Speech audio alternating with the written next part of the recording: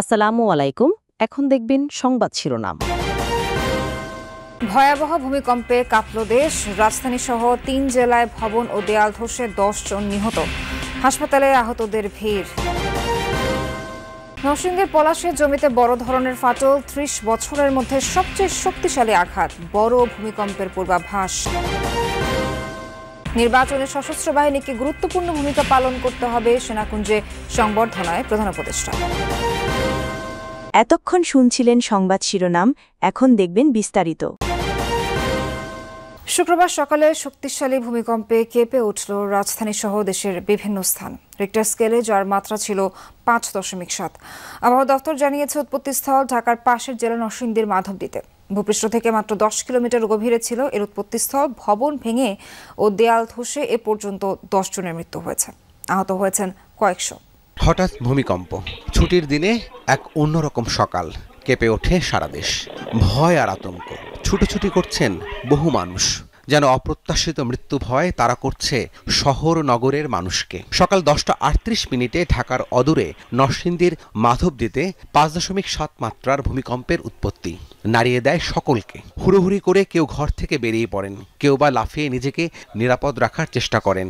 এসবের মধ্যেই ঘটে যায় অনাকাঙ্ক্ষিত কিছু ঘটনা, ঘটে হতাহতের ঘটনাও। ভূমিকম্পের সময় বংশালের কসাইটুলি এলাকায় একটি ভবনের রেলিং ধসে পড়ে এক শিশুসহ ৩ জন নিহত হন। আহত হন বেশ কয়েকজন। তারা রাস্তা দিয়ে হেঁটে যাচ্ছিলেন। নিহতদের মধ্যে রাফিউল ইসলাম স্যার সলিমুল্লাহ মেডিকেল কলেজের শিক্ষার্থী ছিলেন। ওর আম্মার সঙ্গে বাজার করতে গেছিল, তখন আর কি ভূমিকম্পে বিল্ডিংয়ের কোনো একটা ভাঙা অংশ ওর মাথায় এসে পড়ে এবং একই সাথে ওর আম্মার মাথায় এসে পড়ে। ওর আম্মা এবং ও দুইজনে আহত হয়। পরবর্তীতে হসপিটালে নিয়ে আসার পথে ওর মৃত্যু হয়ে যায়। প্রত্যক্ষদর্শীরা জানান, কিছু বুঝে ওঠার আগেই ভবনটি থেকে ইটের স্তূপ খসে পড়ছিল। মুহূর্তের মধ্যেই ভয়াবহ পরিস্থিতি তৈরি হয়। তখন ঝুপঝুপায়া ভাঙা পড়লো আর কি, শব্দটা বিকট শব্দ হইল। বিকট শব্দের পরে দেখলাম তারপরে মানুষ কয়েকজন হতাহত হলো, ওনাদের ভ্যানে করে মিটফোর্ডে পাঠানো হলো আর কি। তারা ভ্যানে ছিল, আর ওই যে রক্তাক্ত যে মহিলাটা উনি ভ্যানের মধ্যেই বসে ছিল। মানে দুইটা বড় লোক আর একটা বাচ্চা ছিল। মনে ভয় কি জিনিস সেটা চোখ দিয়ে আজকে দেখলাম ভাই। আমার শরীরে পশম একটা সব পশম দাঁড়াবে আমার ভাই। প্রতিটা রেলিং কোনো পিলারের সাথে সংযুক্ত নাই। যদি কোনো ভূমিকম্প হয় প্রতিটা ভবনের এরকম রাস্তার পাশে রেলিংটা এটা আনসেফ অবস্থা আছে, যে কোনো সময় এরকম আবার কোনো ইনজুর হওয়ার সম্ভাবনা আছে। ৩ জনের মৃত্যুর খবর নিশ্চিত করে পুলিশ জানায়, দুর্ঘটনা কবলিত ভবনটির মালিক ৩ ভাই। তাদের খোঁজে অভিযান শুরু হয়েছে। মোট ৩ জন মারা গেছে। ওনাদের বাসার ৩ জনকে খোঁজ করছি। ওনার বাসার মালিক ৩ ভাই। ঘটনাস্থলে পুলিশ, ফায়ার সার্ভিস, সেনাবাহিনী এসে পরিস্থিতি নিয়ন্ত্রণের চেষ্টা করেন। মৃত্যু ঝুঁকি নিয়ে পুরান ঢাকার বাসিন্দারা এখানে বসবাস করেন। এভাবেই তারা আতঙ্কের কথা জানান। সম্পূর্ণ বিল্ডিং একেবারে কাঁপে গেছে, আমরা সব দূরে নিচে নেমে গেছি। যেই সরকারি আসুক এই রাস্তাঘাটগুলো যেন করে বড় করে, জানে নিরাপত্তা দিতে হয়, আমার বাচ্চাদের যে দিতে হয়, এলাকাবাসী আছে, আত্মীয় স্বজন আছে, সবার ক্ষেত্রেই তা তো আমার জায়গা ছাড়তে হবে। যেহেতু এটা তো আমার একার কাজ না, এলাকার পঞ্চায়েত রয়েছে, এলাকার মুরব্বীরা রয়েছে, তারাই ব্যাপারে বিষয়টি নির্ধারণ করবে। বংশালের এই ভবনটির মতো আরও অধিকাংশ ভবনই আছে ভূমিকম্প ঝুঁকিতে। ফায়ার সার্ভিসের বক্তব্য, যে কোনো মাত্রার ভূমিকম্পেই বড় ধরনের বিপর্যয় ঘটতে পারে এসব এলাকায়। তাই এখনই সুনির্দিষ্ট পরিকল্পনা নিয়ে এগিয়ে আসতে হবে সরকারসহ বাসিন্দাদের। এদিকে মধুবাগের মিরেটটেক এলাকায় নির্মাণাধীন 7 তলা ভবনের ওয়াল ধসে পড়ে 3 জন আহত হন। একজনের অবস্থা গুরুতর। এছাড়া মধুবাগ ও বাড্ডার লিংক রোডে 2টি ভবন হেলে পড়েছে। যাতা খাইছি, আবার এই উপরে টিনের উপরে কয়েকটা ইটা ছিল, 2-3টা, ওইটাও আবার পড়ছে। লাস্টে যে একটা কাফারি দিছে, ওই কাফারির যে দেওয়াল ভেঙা যেমন একটা বম বাস্ট হয়েছে, এমন একটা শব্দ হয়েছে। একই সময় রাজধানীর বিভিন্ন জায়গায় আতঙ্কে হুড়োহুড়ি করে নামতে গিয়ে হতাহত হয়েছেন অনেকে। ঢাকা বিশ্ববিদ্যালয়ের শিক্ষার্থী সহ আহতরা ঢাকা মেডিকেল ও পঙ্গু হাসপাতালে চিকিৎসা নিচ্ছেন। হতাহতের খবরে হাসপাতালে ছুটে যান স্বাস্থ্য উপদেষ্টা। সব সরকারি হাসপাতালে জরুরি মেডিকেল টিম কাজ করছে বলেও জানান স্বাস্থ্য উপদেষ্টা। আমরা সবাই মিলে চেষ্টা করি যাতে আমরা তাদের জন্য ভালো চিকিৎসাটা দিতে পারি। ভালোভাবে তারা তাদের নিজ নিজ বাসায় ফিরে যাক, এটাই আমরা প্রার্থনা করতে। রাজধানীর বাইরেও তীব্র কম্পন অনুভূত হয়েছে। ভূমিকম্পের উৎপত্তিস্থল নরসিংদীতেই মারা গেছেন 5 জন, আহত হয়েছে বেশ কজন। এছাড়া নারায়ণগঞ্জের রূপগঞ্জে দেয়াল চাপায় একজন নিহত হয়েছেন। গাজীপুরে ভূকম্পনের সময় আতঙ্কে হুড়িহুড়ি করে বের হতে গিয়ে আহত হয়েছেন পোশাক শিল্পের শতাধিক শ্রমিক। তাদের বিভিন্ন হাসপাতালে চিকিৎসা দেওয়া হচ্ছে। হঠাৎই কেঁপে উঠল ভূপৃষ্ঠ। শক্তিশালী কম্পনে দুলতে থাকে চারদিক। প্রাণ বাঁচাতে ঘরবাড়ি দোকানপাট থেকে ছুটে বের হয়ে যায় মানুষজন। ভয়াবহ কম্পনে নরসিংদীর পলাশ উপজেলার মালিতা গ্রামে মাটির ঘরে দেয়াল ধসে নিহত হয়েছেন এক বৃদ্ধ।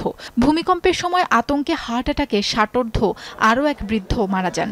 এছাড়া সদর উপজেলার গাবতলী এলাকায় বহুতল ভবনের দেয়াল ধসে পাশের টিন শেড বাড়িতে পড়ে 3 জন আহত হয়।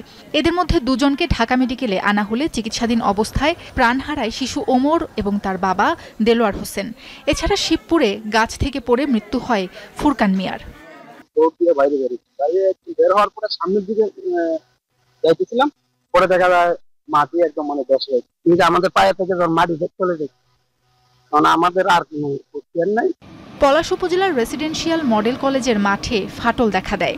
আতঙ্কিত হয়ে পড়েন স্থানীয়রা। পার্শ্ববর্তী ঘোড়াশাল গ্রামেও একটি স্থানে মাটিতে দেখা দেয় ফাটল। ভূমিকম্পে নারায়ণগঞ্জের রূপগঞ্জ গোলাকান্দাইলে দেয়াল চাপায় প্রাণ যায় 10 মাস বয়সী ফাতেমার। শিশুটির মা কুলসুমকে গুরুতর আহত অবস্থায় হাসপাতালে নেওয়া হয়। আমরা দুজনে অজ্ঞানের মতো অবস্থান চিকুর বাকুর করতেছি। এলাকার লোক সমস্ত লোক আসছে। আমরা এরকম কাঁপতে আছি, কাঁপ কিছু শুনি না, এরপর চিল্লাবেলা শুনা হয়, কিছু দেখি না। মানে বইয়ে দিয়ে বিয়ার ওয়ালের ভিতরে ভরে আসলো, আর একজন লোক আসছিল।